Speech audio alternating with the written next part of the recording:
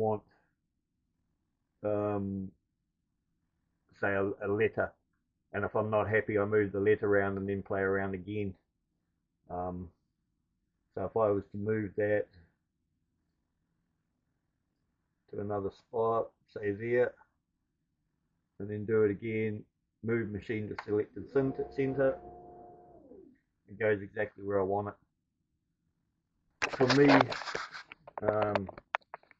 because I've got a full-size table and it's actually 3 meters long, it's very slow using the jog. I use the jog to get around sometimes if I've got a square or that I'm cutting out, but if I want to be precise, that's how I move my machine around. What else do I use in here? They've got a nesting thing as well,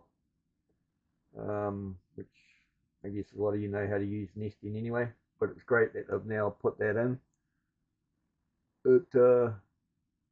I did about 20 pieces the other day for a cabinet, and it took about 2 minutes to nest all the pieces inside the material. What a work you got to do though is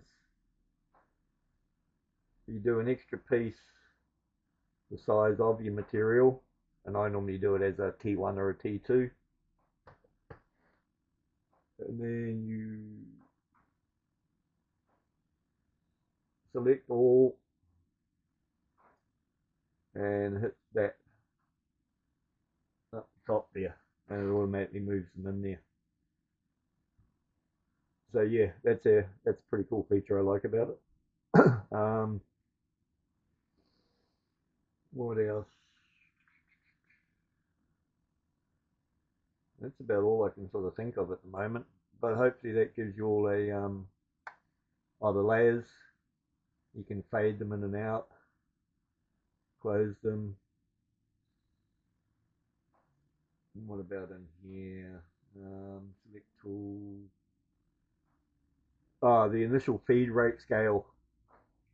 I didn't like it when it first was put in, but I actually do like it. You can only use it in an offset.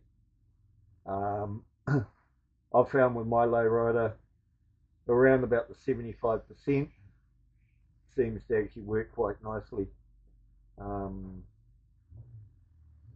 I haven't actually used all the different operations.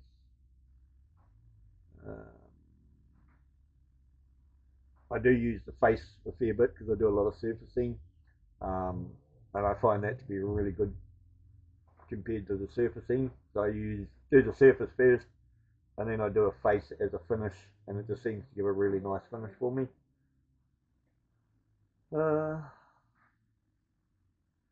So yeah, I don't actually use Fluid NC Web UI anymore. I just run everything through Millmage.